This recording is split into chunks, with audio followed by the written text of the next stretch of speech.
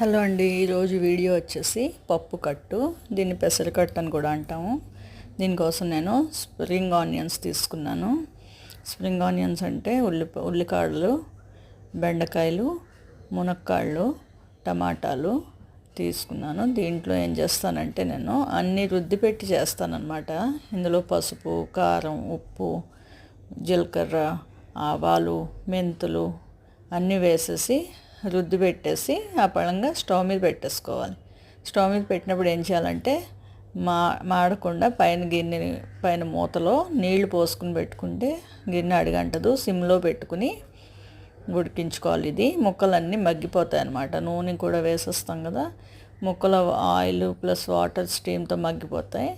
మగ్గిన తర్వాత చింతపండు నీళ్ళు, ఉడకబెట్టిన పప్పు వేసేసుకుని మరగపెట్టి కొత్తిమీరతో సర్వ్ చేసుకుంటే పప్పు కట్టు రెడీ అయిపోతుంది.